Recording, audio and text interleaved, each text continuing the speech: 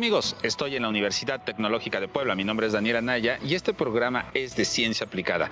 Tratamos de encontrar lugares para que tú descubras cuál es tu vocación, tus deseos, tus ganas. Y si miras detrás de mí, la universidad es fantástica. Te voy a ser bien sincero, yo no la conocía, pero cuando llegué el trato ha sido fantástico. Toda la gente nos ha invitado a sus laboratorios a descubrir qué es lo que hacen dentro de la universidad. Y lo que hago en este momento es invitarte a ti que me estás viendo a que vengas aquí a la UTP y te quedes en el programa de ciencia aplicada. Como sabes, tenemos cápsulas de ciencia, de historia, de tecnología, entrevistas súper importantes e interesantes. Y muchas gracias, quédate con nosotros. El problema del calentamiento global es tan complejo y necesita tal urgencia que no es suficiente con mirar hacia soluciones únicas.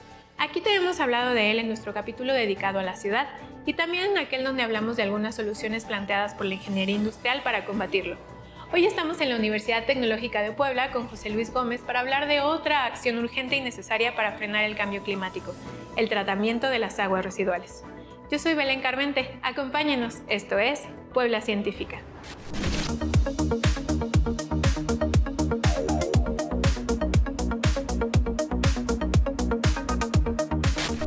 La limpieza de las aguas que contaminamos es un asunto que ha tenido muchos reflectores en los últimos años y en el cual los países han avanzado mucho. Sin embargo, aún tenemos mucho que hacer. No solo se ha priorizado el tratamiento de aguas de las medianas y grandes industrias, dejando sin cobertura a las pequeñas y a las microempresas, sino que el mismo tratamiento provoca la emisión directa e indirecta de gases de efecto invernadero, el principal causante del cambio climático. Y es que las aguas residuales pueden contener entre el 20 y el 40% de materia orgánica que cuando es tratada emite gases como metano y dióxido de carbono. Una de estas microempresas en las que no se ha puesto especial énfasis en el tratamiento de aguas residuales son las tortillerías. Bueno, pues hoy estamos aquí con José Luis Gómez. Nos metimos a su laboratorio para ver qué van a medir hoy. Cuéntanos de la práctica de hoy, José Luis. Es una práctica donde se va a determinar acidez y alcalinidad en muestras de agua residual de nixtamalización. Órale, ¿y ustedes recolectan esas muestras de agua residual? Sí, los muchachos recolectaron la muestra de los tanques de nixtamalizado. De aquí de Puebla. Sí, la mayoría son de aquí de Puebla. Súper. ¿Y esta práctica es para alumnos de qué tipo de ingeniería? De ingeniería ambiental. Ok. ¿Y es de las primeras prácticas o de las últimas prácticas? No, son de las primeras. Ok. Sí. ¿Y por qué sería importante medir la alcalinidad o acidez de las aguas residuales del proceso de nixtamalización? Para saber qué tanto de sales tiene esa agua, porque parte de esa sal se le pasa a la masa del maíz con el que preparan las tortillas, entonces ahí sabríamos qué tanto de sal tiene la tortilla que nos comemos y qué tanto contribuye a formarnos piedras en los riñones o en otros órganos internos. Ah, ok. Es Así porque podría, digamos, darle algunos elementos a la tortilla que consumimos. Sí, de hecho. Y además también necesitamos saber cómo está esa acidez o alcalinidad de esa agua, porque también se puede quedar en las tuberías, perder humedad, perder agua y volverse el sarro que conocemos, parte de ese sarro. Entonces nos puede llegar a tapar. Es decir, que esta agua de nixtamalización no tiene ningún proceso de tratamiento, ¿se desecha en las tuberías? Así es, la mayoría de las tortillerías hacen eso. La sacan del tanque de nixtamalización y la desechan en el drenaje. Algunas las desechan en el suelo, pero en el suelo que se encuentra atrás de la tortillería, si no está pavimentado, ahí la desechan. Y es la misma situación, porque esa alcalinidad se queda en el suelo y va perdiendo el poder nutricional del suelo. Por si se va a cultivar algo, eso puede afectarlo. Entonces parecería que estas aguas residuales pueden ser un problema de salud tanto para los humanos como para el medio ambiente y las tuberías, ¿no? Así son. De acuerdo. Pues entonces vamos hacia la práctica. En México, la tortilla forma parte primordial de nuestra dieta, sin importar estratos sociales, con un consumo promedio de 120 kilogramos por habitante al año.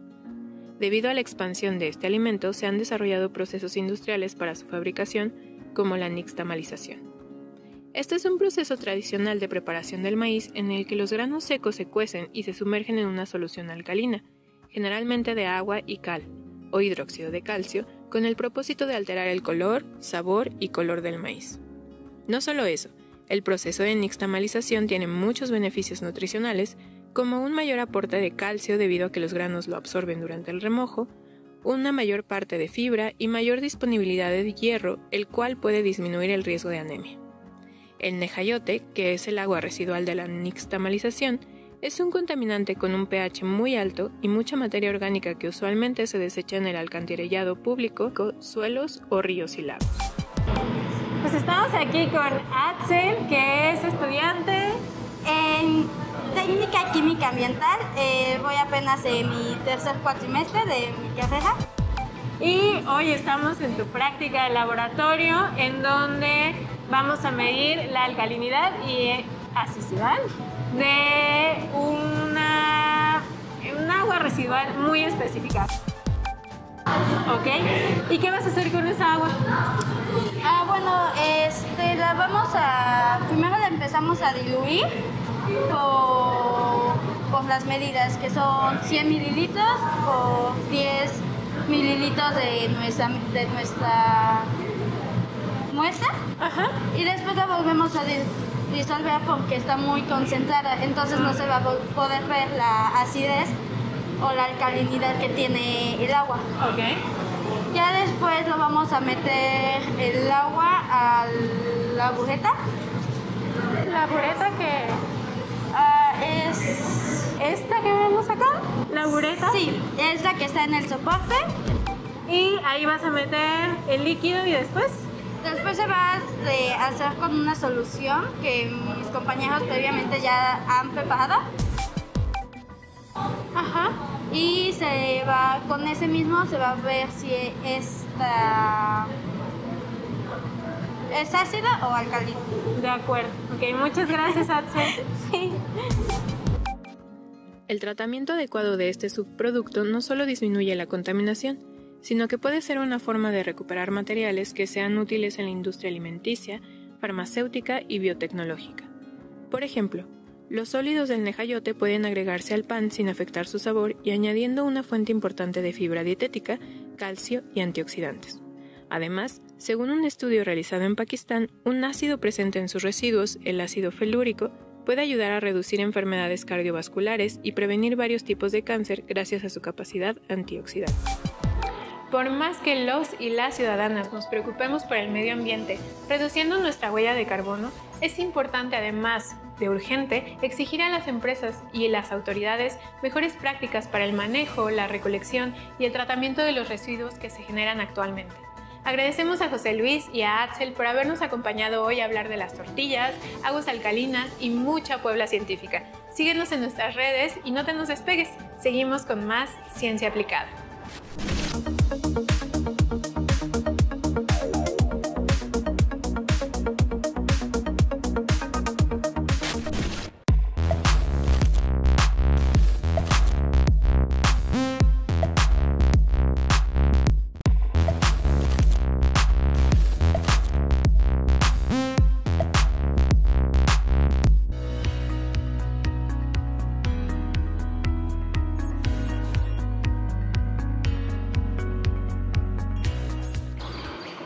Mi nombre es Daniel Anaya, estoy en la UTP y me siento bien contento porque, como ustedes escuchan, los pajaritos están a mi alrededor y no solamente eso, sino todos los escenarios que tiene la UTP se me hacen bien bonitos y aparte de docentes e instalaciones, pues también tiene alumnos. Y en este momento voy a entrevistar a uno de sus alumnos que creó esta cosa que se ve detrás de mí y él es Isaac Baez. Buenos días, ¿cómo te encuentras el día de hoy, Isaac? Buenos días, muchas gracias por la oportunidad.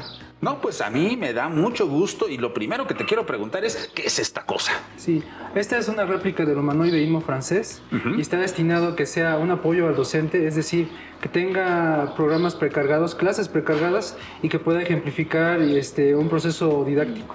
¡Wow! Oye, ¿Cómo se te ocurrió esto? Es que a mí me parece fascinante de crear a un apoyo para docentes, porque luego, bueno, las clases no son tan bonitas como uno quisiera. Entonces, ¿cómo se te ocurrió esta cosa? Las dinámicas actuales sí pueden permitir el desarrollo y trabajar en conjunto con robots, más que nada las carreras de mecatrónica, ¿no? Para que también los alumnos tengan esa iniciativa de preguntarse cómo funciona, qué es, y que en un futuro pues puedan también replicarse el suyo. ¡Guau! Oye, mira, yo de chavo pues tenía mucho acercamiento con la ciencia ficción, las caricaturas, las series y todo eso. Y entiendo que acercarse a la ciencia específicamente, por ejemplo, a robótica, mecatrónica, ¿no? Física, que luego están unidas unas con otras, pues es bien interesante. En tu caso, Isaac, ¿cuáles fueron estos primeros acercamientos con la ciencia? Sí, bueno, mi papá siempre ha trabajado en la industria, entonces me mostraba a veces videos de los robots, cómo manipulaban los carros, las piezas, etcétera, y me interesó desde ahí el conocer cómo funcionan y pues siempre dibujaba, no sé, un boceto para hacer, no sé, un robot, pero pues hasta ahí quedaba, ¿no? Entonces, desde ahí nació mi interés por la robótica. ¡Wow! Oye, tú eres estudiante acá en la UTP. ¿En qué semestre vas? Noveno. ¿Cuál es la carrera? Perdón, cuatrimestre. ¿Cuatrimestre? Cuatrimestre. Wow, noveno cuatrimestre. Noveno cuatrimestre. Perfecto. ¿De qué carrera? De mecatrónica. Súper. ¿Qué nos podrías decir de la UTP? Porque me imagino que te han estado apoyando para crear este tipo de cosas, este tipo de proyectos. Entonces, ¿qué nos podrías decir de la UTP, pues, en lo que te ha estado apoyando? Pues tiene áreas muy fuertes. Por ejemplo, vinculación es una de ellas. Vinculación me ha apoyado mucho en las convocatorias, en revisar mis formatos, en darle seguimiento. Y también, ¿por qué no? El área de movilidad también es algo que complementa mucho nuestra formación. Es decir, hay programas para estudiar francés, inglés, y pues a mí me fueron mucha utilidad también, tanto para el aspecto del idioma como para el aspecto mental, porque tienen apoyo psicológico. Apoyo psicológico, sí. Súper interesante, no manches, las instalaciones están preciosas, los laboratorios, ya me fui de metiche a meter a varios, sí, y se me hacen bien interesantes. Oye, me dicen que acabas de ganar un premio de un concurso, ¿me podrías contar un poco más de eso? Sí, fue un concurso de Expociencias que se va a llevar a cabo en diciembre en San Luis Potosí, y vamos a utilizar este humanoide colaborando con otro sistema que son otros 2 brazos robóticos. Entonces él va a participar activamente diciendo a los alumnos o al público: este es un brazo robótico, funciona de esta manera, este también. Entonces va a ser el apoyo docente, pero integrado totalmente automático al sistema. Oye, veo que tienes aquí uno de Xbox 360. Sí. ¿Por qué le metiste uno de Xbox? El diseño puede permitir un Kinect de Xbox para reconocer los objetos, la posición, y también puede reconocer con una cámara, una microcámara sí. Entonces, si yo estoy sentado como alumno, me estoy moviendo, tengo una interacción, ¿me reconoce este humanoide? Sí, puede seguirlo el trayecto. ¡Guau! Sí. Oye, y en esa interacción, ¿cómo responde? Es que me nacen muchas preguntas. ¿Cómo responde? O sea, mueve las manos, mueve los brazos, me imagino, para hacer mayor grado de empatía con las personas que lo están viendo y todo eso, sí, y las explicaciones. ¿Qué haces tú para precargar la información y pueda responder ante estos estímulos? My Robot Labs es el software con el que se manipula y permite incorporar ese tipo de sistemas, y además tiene una biblioteca precargada para que pueda uno interactuar como si estuviera hablando uno con otra persona. Es decir, las respuestas ya están predefinidas. Es como, por ejemplo, cuando uno habla con Google, con Alexa, ¿no? Entonces es lo mismo, es prácticamente lo mismo. Pero pueden ir aprendiendo, ¿no? Pueden ir aprendiendo y mejorando. Saber tu nombre, a qué horas te despiertas, etcétera. Súper, entonces si yo estoy, es que me causa mucho interés, si yo estoy sentado y le hago una pregunta, reconoce la pregunta, busca en su base de datos, ¿no? Sí. Y me da una respuesta, me supongo. Así es. Y esta puede irse perfeccionando conforme obtiene mayor número de interacciones. Así es. Y se puede inclusive incluir otros aspectos, como por ejemplo aspectos de domótica, es decir, puede activar otros actuadores para, por ejemplo, abrir las cortinas a una determinada hora o cuando usted se lo indique. Isaac, te agradezco mucho esta entrevista, ha estado genial. Yo estoy fascinado con la cosa esta de acá atrás, en verdad. Les digo que me encantan los robots. Uno de mis libros favoritos, Sueñan los robots con ovejas eléctricas, de Philip Dick. Ahí está una recomendación. Isaac, te agradezco mucho esta entrevista, pues espero que nos podamos ver pronto cuando tengas algún otro avance sobre esta cosa. Y nosotros continuamos con nuestra siguiente cápsula aquí en Ciencia Aplicada. ¡Ea!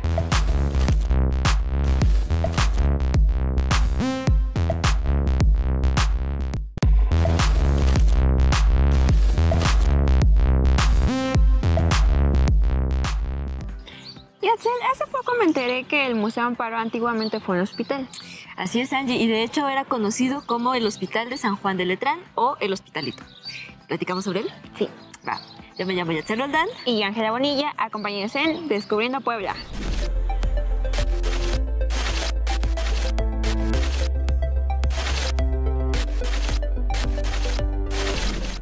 Cuando Puebla fue fundada, se designaron 4 terrenos para la construcción de un futuro hospital y un templo que estarían bajo la advocación de San José.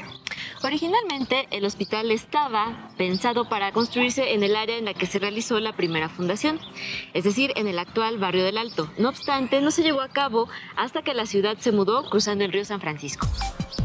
El doctor Carlos Montero Pantoja, en el libro Origen y Evolución del Conjunto Arquitectónico del Museo Amparo, afirma que las palabras hospital y hospitalidad tienen su origen en la idea del hospedar, ser hospitalario y benigno. Así, hablar de hospital era hablar de una casa en la que cada noche se daba hospedaje a los pobres que no tenían techo y que, por algún motivo, dormían en la calle o en plazas y en portales. En la recién fundada Puebla de Los Ángeles era común ver a viajeros guarecidos por los portales, puestos que en ocasiones no encontraban lugar en mesones o ventanillas. Esto da la idea de que la ciudad empezaba a ser identificada por una especie de vocación hospitalaria. El doctor Montero Pantoja sugiere que el significado más extendido de la palabra hospital es el que hace referencia a la casa donde se recibe a los pobres, enfermos, pasajeros y peregrinos y se cura las enfermedades que estos padecen. Entonces, en la ciudad había una necesidad imperiosa de atender a los viajeros, por lo que entre 1531 y 1538 surgió un hospital en Perote, Veracruz. Así, al hacerse una nueva traza de la ciudad por haberla movido del lugar de la primera fundación, como ya se ha mencionado en el barrio del Alto, se volvió a designar un lugar para levantar el hospital proyectado el año de la fundación. Si bien en un inicio el ayuntamiento había proyectado un suntuoso hospital, no había recursos para construirlo, por lo que se tuvieron que conformar con establecerlo de manera provisional en 2 casas del entonces alcalde mayor García de Aguilar, ubicadas frente a la Plaza Mayor, en lo que se reunían los fondos necesarios para construir el hospital definitivo en los 4 solares designados por el Cabildo. Este hospital estuvo bajo la advocación de la Inmaculada Concepción. Cabe decir que el préstamo fue solo relativo, puesto que a cambio, García de Aguilar obtuvo una huerta de tierra que había solicitado. Esta corresponde a lo que fue el estanque de los Pescaditos, lugar del que ya hemos hablado en el episodio dedicado a Paseo de San Francisco. Los recursos para su manutención provenían tanto del rey y emperador Carlos V como de los vecinos de la ciudad. De esta forma, el hospital inició funciones en las casas prestadas. La administración quedó a cargo de la ciudad y su primer capellán fue Miguel Barreda. En 1538, Miguel Barreda fue enviado a Roma con la idea de dar mayor categoría al hospital, y el capellán consiguió que el Papa Pablo III aceptara la donación del hospital que la ciudad le hacía, y lo agregó al de San Juan de Letrán. Con esto, Josefina Muriel afirma que lo hacía partícipe de todas las gracias, privilegios, jubileos, indulgencias y demás prerrogativas en las que se gozaba. Así se nombró el hospital como de San Juan de Letrán en ese año, y como primer patrón se nombró el obispo Julián Garcés, disponiendo que a su muerte pasara de nuevo a la ciudad. Haber sido reconocido por el Papa Paulo III aumentó el prestigio del hospital y las limosnas para su manutención aumentaron. Fue así que se colectó lo suficiente para edificar el inmueble del hospital, el templo y fincar rentas. Hubo una donación especial de Rodrigo de Madrid, mencionada en su testamento del 19 de agosto de 1541.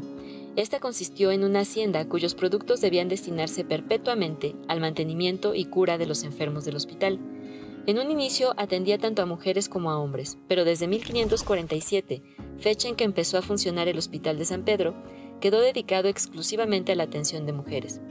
Con esta disposición se trasladaron los pacientes hombres al Hospital de San Pedro. El doctor Montero Pantoja cuenta que el hospitalito tenía como misión atender solo a señoras decentes a las que su situación no les permitiera medicarse en casa. Sin embargo, don Manuel Vergara, vecino de la ciudad, suplicó al obispo que se admitieran mujeres enfermas sin distinción y ofreció contribuir para la asistencia diaria de 4 personas. Si bien el hospital tenía el apoyo de la Iglesia Católica, su personal era laico y estaba constituido de cirujanos, médicos, enfermeras, enfermeros y administradores. No existe una cartografía arquitectónica en la que se describan los elementos originales del conjunto hospitalario de San Juan de Letrán. Solo se tiene el dato certero del claustro, la iglesia y la capilla. El doctor Montero Pantoja deduce que como cualquier hospital de su tiempo tuvo refectorio, enfermería, botica, habitaciones para los encargados del hospital, así como cementerio y huerta. En 1643, el obispo Juan de Palafox y Mendoza decidió cerrar el hospital y convertirlo en colegio de niñas, esto debido a que veía dispersa en la obra hospitalaria, y decidió unirla en el Hospital de San Pedro, para lo cual obtuvo las licencias respectivas tanto del rey como del papa. Así, entre 1643 y 1646, se estableció el Colegio de Niñas Vírgenes de la Inmaculada Concepción, en el claustro del antiguo hospital, también conocido como el Colegio de Niñas Vírgenes. Aunque el edificio tuvo varios nombres, según datos de Hugo Lake, siguió siendo nombrado y reconocido como el Hospitalito. Es importante señalar que el obispo Santa Cruz dio un fuerte impulso a la educación, sobre todo por los grandes colegios, el inicio de los colegios tridentinos y la consolidación de colegios jesuitas. Sobre el templo de San Juan de Letrán se ignoran las características de la primera estructura, pero se sabe que antes de 1700 ya se encontraba en ruinas. Es probable que alguna tormenta o sismo haya destruido la primera estructura, así que en 1707 se inició su reconstrucción. El terremoto del 15 de agosto de 1711 retrasó las obras que terminaron hasta 1721. Dañado una vez más por un sismo, su nueva reconstrucción inició a principios del siglo XVIII y concluyó casi 100 años después, el 19 de marzo de 1832. Se agregaron nuevos elementos a la fachada, como el escudo del Papa en funciones, Inocencio XIII, y para simbolizar el carácter secular y la unión existente con Roma, se colocaron las esculturas de San Pedro y San Pablo a los lados del portón de entrada. La actual decoración del templo es muy sobria y es la pintura la que rompe la monotonía. Se usan colores para resaltar las cornisas y demás molduras, así como pintar los artistas de las bóvedas de crucería. En 1932, el gobierno adquirió el inmueble del antiguo hospital y 50 años después, por decreto presidencial del 19 de mayo de 1986, el edificio se destinó al servicio del gobierno del estado de Puebla, con el objetivo de instalar el Museo Amparo, que fue inaugurado en 1991 con un proyecto arquitectónico y museográfico a cargo de Pedro Ramírez Vascos, arquitecto mexicano que ha realizado también los proyectos del Museo Nacional de Antropología y Museo de Arte Moderno de la Ciudad de México. En la remodelación del museo en 2011, se requirió un equipo de arqueólogos que supervisaran los trabajos. En algunos espacios se encontraron restos de antiguos drenajes. Además, se extrajeron 6 entierros secundarios, es decir, se habían colocado cuando ya eran huesos y teniendo la presencia de 9 cráneos.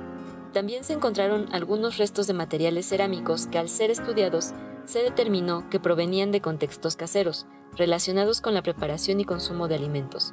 Los contextos recuperados están en un rango temporal que va de mediados del siglo XVIII a principios del XX. No obstante, también se encontró un cuenco de loza café del horizonte formativo, que no es raro, pues este tipo de materiales se han encontrado en torno al antiguo río Almoloya o San Francisco, actual Boulevard 5 de Mayo. Gracias por acompañarnos a conocer la historia del primer hospital de Puebla. Recuerden que pueden escribirnos a concitep.tv@gmail.com. Nos vemos la próxima semana para seguir descubriendo Puebla.